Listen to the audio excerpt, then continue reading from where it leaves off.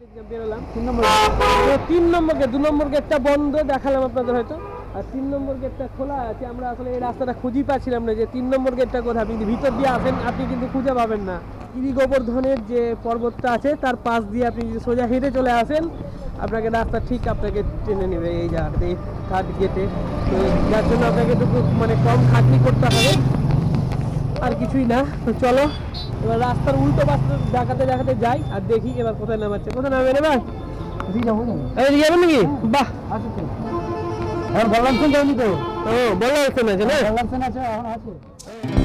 এটা হলো আমাদের মায়াপুর ভ্রমণের তৃতীয় পর্ব, যেখানে আমরা আপনাদেরকে আগের ভিডিওতে আপনাদের নিমাইয়ের মাসির বাড়ি দর্শন করেছিলাম, আর আজকে এখন এই ভিডিওতে আমি আপনাদের দর্শন করাতে চলেছি চাঁদ কাজীর সমাধি, জগন্নাথ সুভদ্রা বলরামের মন্দির, বল্লালবাটি ও সর্বশেষে প্রধান স্কন মন্দির। সমাধির উপরে নিমায় একটা গাছ লাগিয়েছিল, গোলক চাপা গাছ। গাছটার বয়স হচ্ছে 523 বছর। 530 বছর? 523 বছর গাছটার বয়স। এখানে আছে আমার সামনে দেখুন রয়েছে চাঁদ কাজীর সমাধি। এখানেই নাকি নিত্যানন্দ মহাপ্রভু তিনি তার সমাধির ওপরে গাছটা লাগিয়েছিলেন। তো নিত্যানন্দ মহাপ্রভুর মানে গৌর যুগটাই হচ্ছে অনেকদিন আগে 550 থেকে 600 বছরে। তো 523 বছরে বলছেন এই দাদা। এই দেখুন এখানে সমাধি আছে আর সমাধির ওপরে এই গাছ।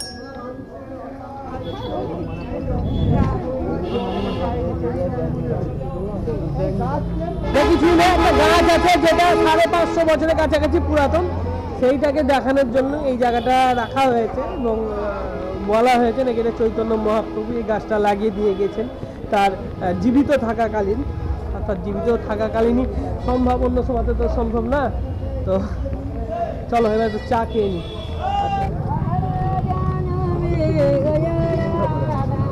আসুন চা খেয়ে নিই। তো চলে যাচ্ছি। হ্যাঁ নিশ্চয়।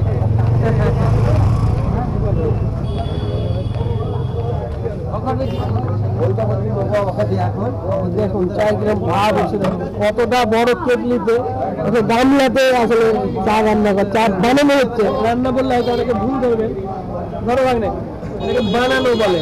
ওটা দিল চারদিকের সামনে। হ্যাঁ এই জায়গাটা হচ্ছে ঠিক চাঁদ কাজীর যে সমাধি আছে তার পুরো উল্টো দিকে এই জায়গাটা। বেশ গরম কিন্তু সবসময় পড়ছে, আর আমাদের এই টেস্ট করবে। বাহ ভালো ভালো, বেশ ভালো। একটা চায়ের আলাদা করে স্বাদ পাচ্ছে, যেটা অন্য দোকানে শুধু দুধের স্বাদ পাচ্ছিলাম, সেখানে কিন্তু এটা চায়ের একটা আলাদা স্বাদ পাচ্ছি। ভালো, দুধেও ছাকা লাগবে না।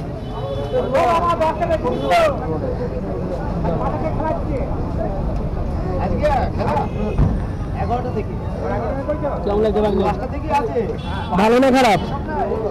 ভালো লাগছে, আগের যা গেলে তার থেকে কিরকম? অনেক ভালো।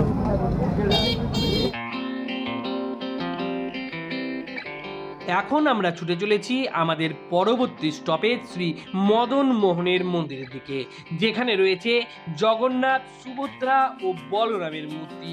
শোনা গেছে ওই মূর্তি তিনটি নাকি পুরীর জগন্নাথ মন্দিরের ন্যায় তৈরি করা হয়েছে।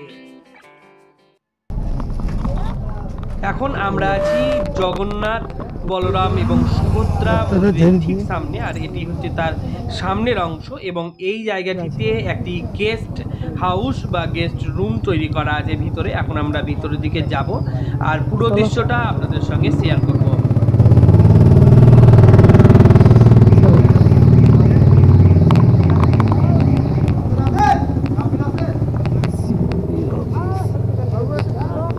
এটা হচ্ছে জুতো রাখার জায়গা।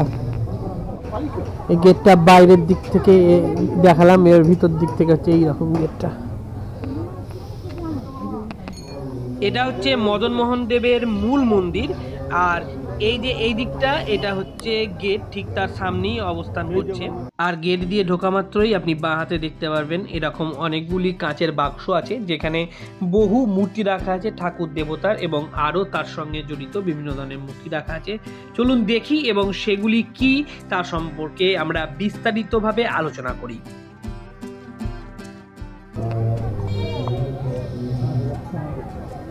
জগন্নাথ দেবকে তৈরি করছে, ওই দেখুন।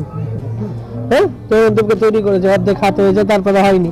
সেই সময় তো জগন্নাথ দেবের মন্দিরে যে দরজা সেটা খুলে ফেলা হয়েছিল, তো ওই জন্য এটা এরকম করা হয়েছে। এই যে হাতগুলোর অবস্থা, ওই জন্য এরকম। জগন্নাথ, সুভদ্রা ও বলরামের মন্দির এটা। এটা সেবাই বিভিন্ন মূর্তি রাখা হয়।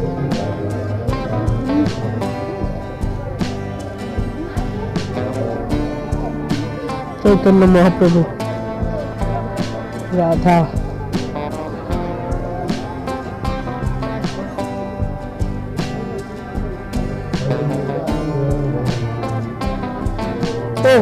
কৃষ্ণের মাখন চুরি করেছিল, নলিনা মাখন চুরি করেছিল, তারপরে বেঁধে রেখে গেল তার মা।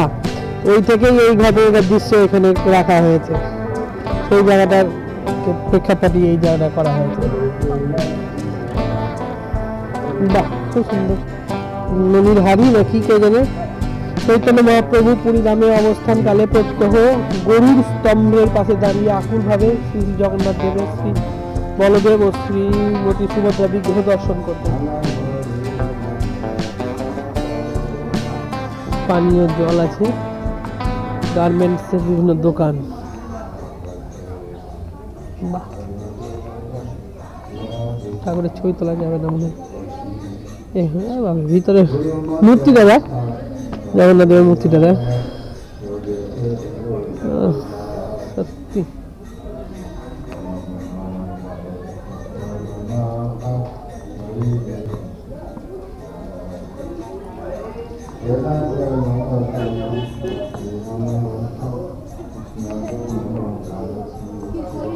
গরুর দেবতা,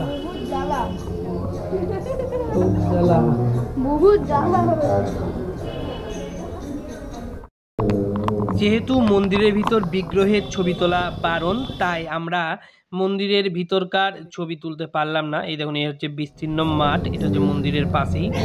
আর এই দিকে রয়েছে গেট। এই দেখুন, এই দিকে রয়েছে মন্দিরের চূড়া বিস্তীর্ণ মাঠের ঠিক পাশেই। আর এরপরে আমরা চলে যাব ডান দিক ধরে ওই সামনে শিব মন্দিরটা বট গাছের নিচে। এই দেখুন, পাশে রয়েছে তিনটি মূর্তি, যেগুলি কাঁচের বাক্সের মধ্যে রাখা আছে। আর তিনটির মধ্যে যেগুলো গেরুয়া রঙের বস্ত্র পরে আছে যে মানুষটা, সেটা হচ্ছে প্রভুপাদ। প্রভুপাদ এখানে এসে এই মদন মোহনের পূজা করতেন। এখন আমরা সামনের এই জায়গাটা চলে যাব, শিব মন্দিরের ভিতর। এদিকে শিব মন্দির রয়েছে, চলুন দেখি, প্রত্যেকটা জায়গায় ঘুরবো। বাহ, দেখুন এই বট গাছের শিকড় কিন্তু ভিতরে ঢুকে পড়েছে। মানে একটা খুব সুন্দর একটা জায়গা, এবং মানে কি বলবো, পরিস্থিতি, একটা পরিবেশ একটা তৈরি করেছে এই জায়গাটা। এই দেখুন, বট গাছটা কিন্তু কাটেনি, এটাই সব থেকে ভালো কাজ। গরুর, বাহ, সুন্দর করে এই জায়গাটা ঘেরে দিয়েছে, ভালো করে। যাবো না, কি হাত ধরে, আয় বাবা।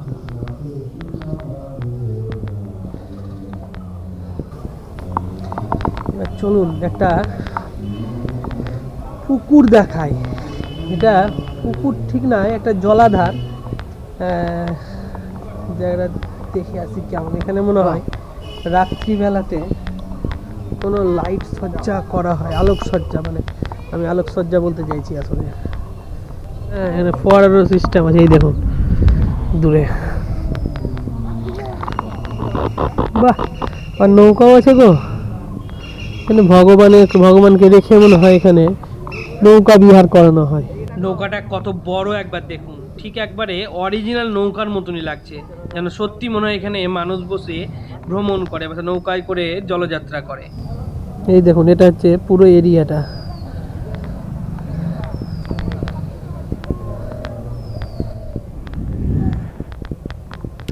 ওই দূরে একটা মন্দির আছে, চলুন ওই মন্দিরটাকে একবার দেখে আসি। দিলাম তো 600 টাকা, দেখি।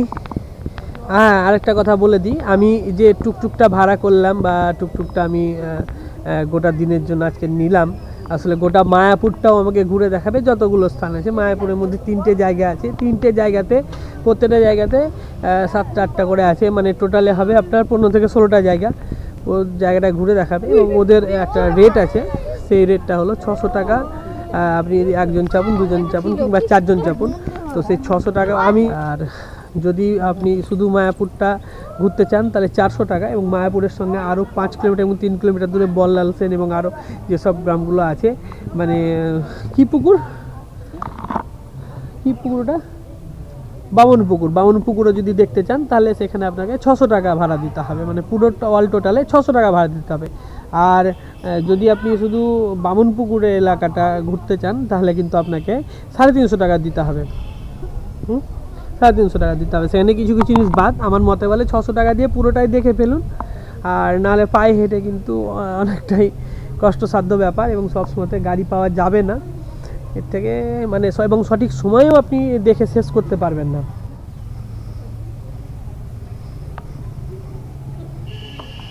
ধ্বজা মন্দিরটা দেখুন কতই না সুন্দর লাগছে দেখতে, কি বলবো। আর মন্দিরের সামনে এই যে জলাশয়, মানে দেখতে একটা অপূর্ব সুন্দর, কি বলবো। আপনারা যদি না আসেন তাহলে এর সৌন্দর্য আপনারা উপলব্ধি করতে পারবেন না। আর চলুন মন্দিরটা আমি আরো উপর থেকে দেখাই আপনাদের একবার ক্যামেরাটা উঠিয়ে, যদিও এখানে ক্যামেরা করা নিষিদ্ধ আছে। চল ভাগ্নে।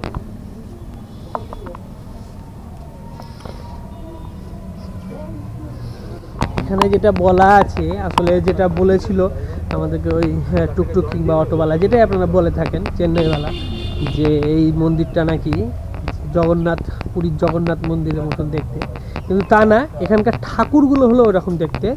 আর যে মন্দিরটা সেটা কিন্তু মানে ওদের মানে মায়াপুরের যে নিজস্ব স্টাইল আছে বা যে স্থাপত্য শিল্পকলা আছে তা সেই হিসাবেই এগুলো তৈরি করা হয়েছে, মানে স্ট্রাকচারটা সেই হিসাবেই আছে, কিন্তু ঠাকুরগুলো হচ্ছে যে সেই পুরীর মানে যেভাবে তৈরি করে রেখেছে সেইভাবেই এটা তৈরি করা আছে।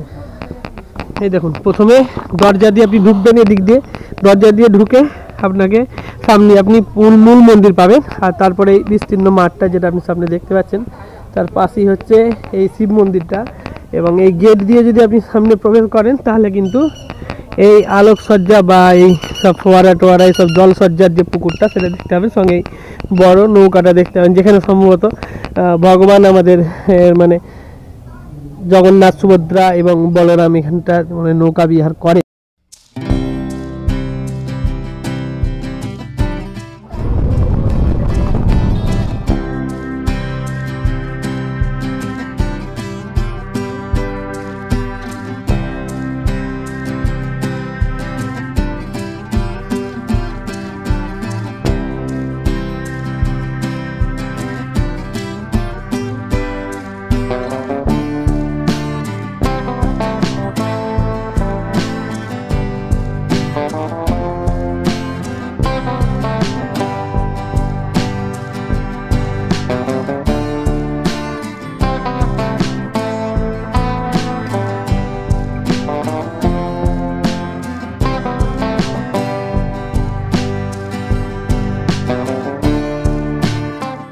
যে সেন রাজবংশের রাজা বল্লাল সেনের নামাঙ্কিত এই বৃহদাকার ঢিপিতে ভারতীয় পুরাতত্ত্ব সর্বেক্ষণ 1982 থেকে 83, 1988 থেকে 89 খ্রিস্টাব্দের মধ্যে উৎখনন পরিচালনা করে।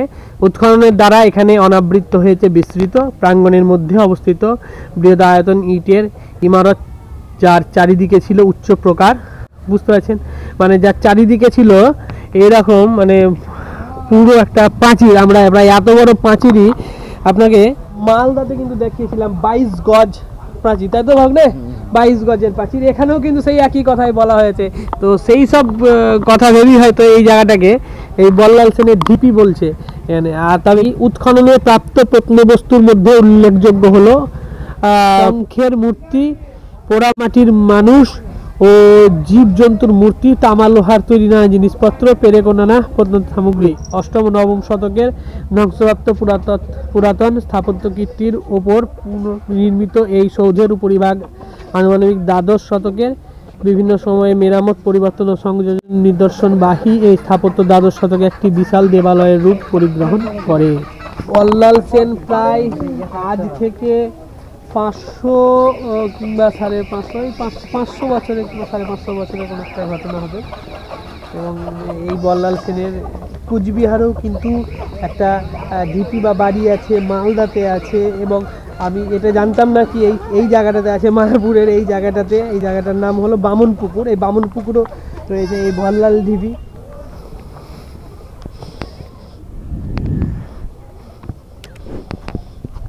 এই দেখুন ভিতরে কিন্তু ইট ঢোকা আছে।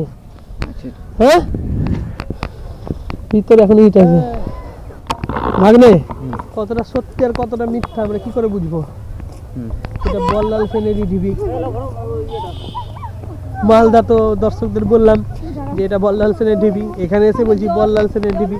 বল্লাল সেনের যে আসল কথা, 500-600 বছরের ঘটনার সাক্ষী তো আসলে কেউ নেই, কিংবা সেগুলো লিখিত আকারেও নাই। তো সেই অর্থে বলা সম্ভব না যে এগুলো হচ্ছে বল্লাল সেনের ঢিবি বা কোন এক জায়গার ঢিবি হতে পারে। সেই যুগের রাজারা ছিলেন এবং তারা হয়তো তাদের অনেক সম্পত্তি থাকে, তারা বিভিন্ন জায়গাতে প্রাসাদ তৈরি করে রেখেছিলেন। কিন্তু এই ডিজাইনগুলো দেখে আমি যতগুলো জায়গায় দেখেছি তাতে মনে হয়েছে বা মনে হচ্ছে আমার যে এটা সেই সময়কারই কোনো একটা স্থাপত্য শিল্পেরই নিদর্শন। এবার আমরা বললে করতে চাই না আসলে, কেউ যদি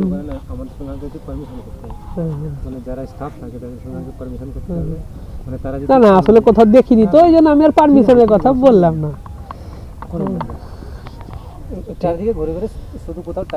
না কোথাও টাচ করবো না। এই দেখুন এই মূর্তিটাও কিন্তু সেই যুগে পাথরের একটা বিশাল ব্যবহার ছিল। আমি যখন মালদাতে বারোদুয়ারি মসজিদটা তোমাদের দেখিয়ে এনেছি, তখন তোমরা লক্ষ্য করবে বড় বড় পাথরের দরজা কিন্তু ওখানে ছিল, প্রায় 20 ফুট 22 ফুট কিংবা 25 ফুটের দরজা। সেই দরজার মানে সেগুলো পাথর দিয়ে তৈরি, আর এই সব জিনিসগুলো কিন্তু পাথর দিয়ে তৈরি। এটা কিসের মূর্তি সেটা বুঝতে পারা যাচ্ছে না, কিন্তু হ্যাঁ পাথর দিয়ে একটা সত্যি অবিশ্বাস্য কারুকার্য তৈরি করা রয়েছে এখানে। এসো ভাগ্নে, শুধু ঘুরে দেখে নেব। এখনো যে এই স্থাপত্য কীর্তিগুলো এইভাবে দাঁড়িয়ে আছে, যেটুকুই দাঁড়িয়ে থাক, তো সেটা খুব মানে প্রশংসার ব্যাপার আগেকার যুগের সেই সব শিল্পীদের, যে তারা এই জায়গাটাকে এইভাবে করে রেখেছে। তবে একটা কথা আপনারা মনে রাখবেন যে কোনো পুরাতন জিনিসই এরকম করে খুঁজে বার করুক না কেন, সেইখানে কিন্তু আপনারা নিজে হাতে টাচ করবেন না। কারণ টাচ করলে কি হয়, যে আপনাদের হাতে যে মানে লবণাক্ত ভাবটা থাকে কিংবা ঘামের যে লবণাক্ত ভাবটা থাকে, সেটা এই ইটটাকে মানে অনেকটা ক্ষয়প্রাপ্ত করে দেয়। হ্যাঁ, কোনোভাবেই করবেন। এবং আরেকটা কথা, ওই দেখুন ওইখানে গিয়েছেন ঠিক আছে, কিন্তু এই সব জিনিসগুলো এই যে ওখানে প্যাকেট ফেলে রেখেছেন, এগুলো উচিত না। হ্যাঁ, আপনাদেরই জিনিস, হ্যাঁ আপনাদের দেশের জিনিস, আপনাদের জায়গার জিনিস আপনাদেরকে সংরক্ষণ করতে হবে, এবং যেটা সরকার বলে দেবে সেই হিসাবে আপনার কাজ করতে হবে। আপনি দেখলেন আমাকে বললো যে অফিসারটা ওখানে বসে আছে, তো এই জায়গাটা ভিডিও শ্যুট করা মানা, কিন্তু কোথাও আমি এরকম ভিডিও শ্যুট করা মানা দেখিনি। কারণ বল্লাল সেনের ভিটি কিংবা অনেক জায়গাকার ভিটি আমি এরকম ভিডিও শ্যুট করেছি, তাতে কোনো রকম অসুবিধা হয়নি। জানি না কী ব্যাপার হলো, হয়তো ভারত সরকারের কিছু এখানে আরও কিছু হয়তো রহস্য লুকিয়ে আছে, তারা হয়তো মানা করেছেন, এই জন্য হয়তো এগুলো বন্ধ করা আছে। ঢিবিটা একবার দেখুন কত উঁচু ঢিবি, এর ভিতরে যে আরও কিছু নাই সেটা কিন্তু কেউ বলতে পারবে না।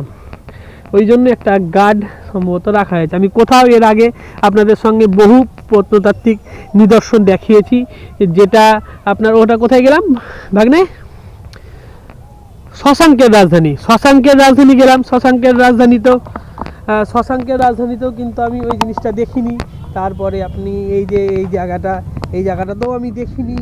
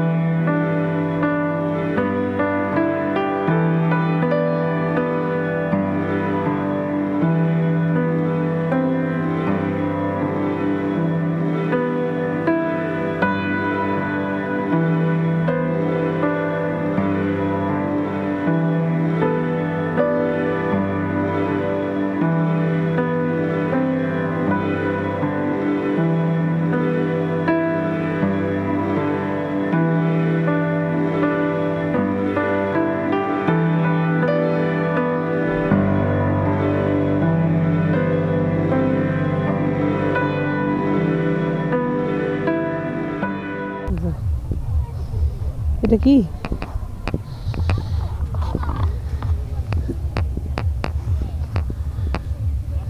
এখানে কিছু একটা গর্ত করা আছে, কি ব্যাপার এটা?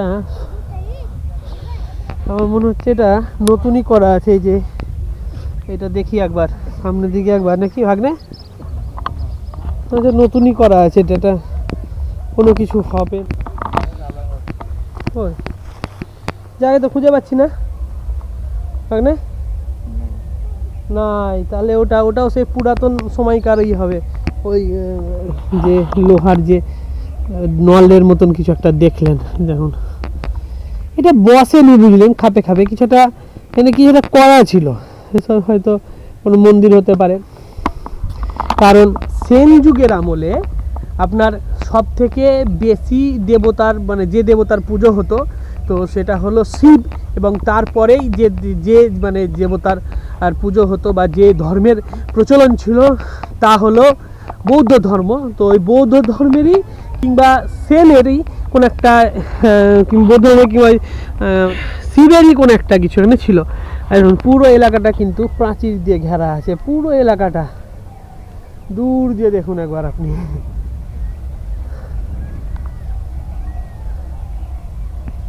তো এই যেটা বলছে বল্লাল সেনের ভিটি, তো বল্লাল সেনের ভিটি থেকে আমরা বেরিয়ে যাব আর আমরা চলে যাব এবার ইস্কন মন্দিরে। ইস্কন মন্দিরের বিভিন্ন জায়গা, বিভিন্ন প্রান্ত আমরা আপনাদেরকে ঘুরে দেখানোর চেষ্টা করব, আর তার সঙ্গে যেসব ওখানে ভক্তাবাস রয়েছে সেই সব ভক্তাবাসের আপনাদেরকে আমি ফোন নাম্বারটা প্রদান করব ভক্তাবাসের নামের সঙ্গে। কিন্তু আপনারা যখন ফোন করবেন সকাল 7টার পরে ফোন করবেন, সকাল 7টা থেকে রাত্রি 8টা 8:30টার মধ্যে ফোন করবেন, তাহলে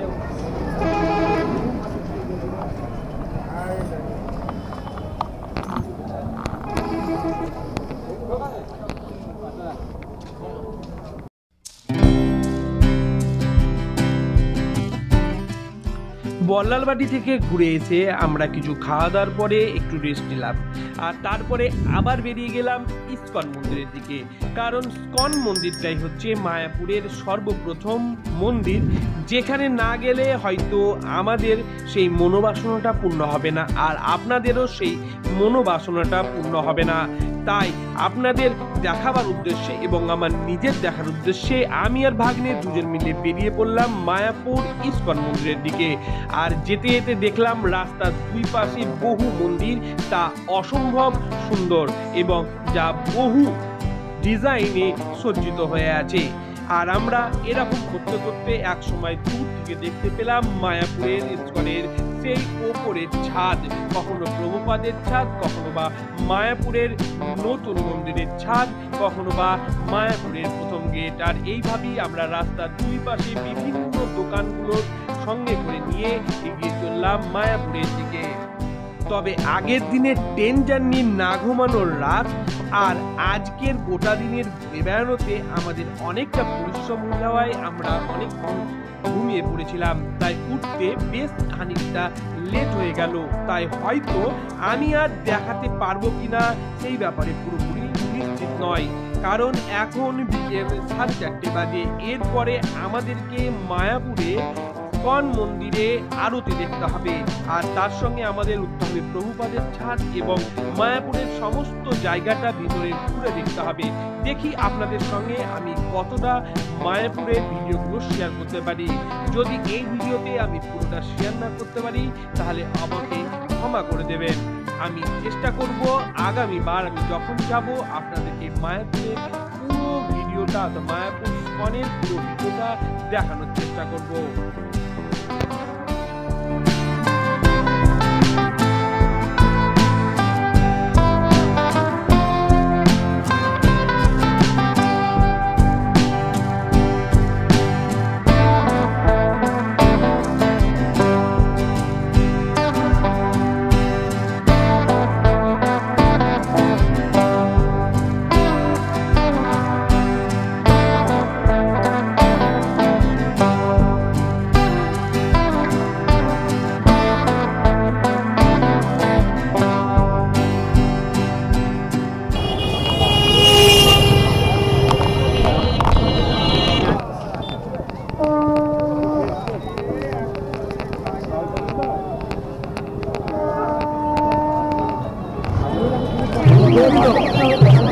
রাস্তাতে এত ভিড়, বাগনা যদি পিছন পিছন না আটকে বাগনা আটকে যাবে।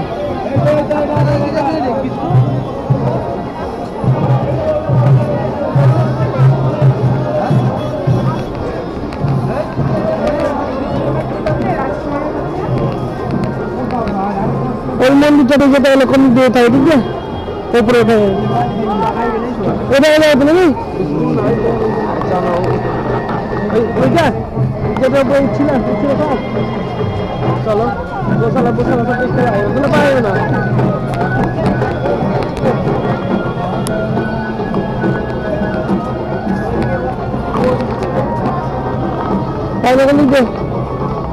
চলো সামনে চলো, বাধা আছে যে ওদিক দিয়ে যাওয়া যাবে না। চলো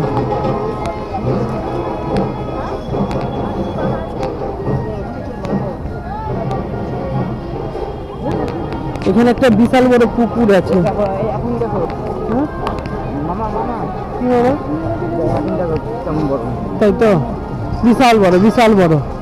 এটা 2024-এর কোন এক সময়, ডিসেম্বরের মধ্যে না, ডিসেম্বরের মধ্যে 2024-এর ডিসেম্বর থেকে 25-এর মের মধ্যে এটা কমপ্লিট হয়ে যাবে, মানে শুভ অনুষ্ঠান হবে তখনই। বিশাল বড় বিশাল বড়, এত বড় ক্যামেরা তো ধরা যাচ্ছে না, বিশাল বড়। 170 ধরতে পারছি না, হ্যাঁ? মানে 170 ডিগ্রি অ্যাঙ্গেলে আমি পুরোটাকে ক্যাপচার করতে পারছি না, পিছন কারোটা মন এটা তো চিন্তা করুন একবার কত বড়। এসো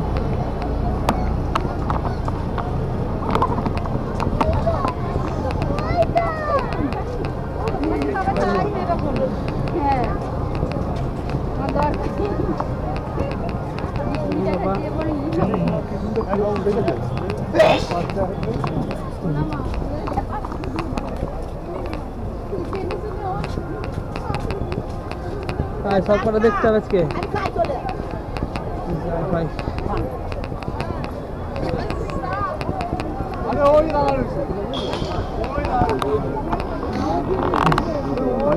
বড়টা একা ছিল।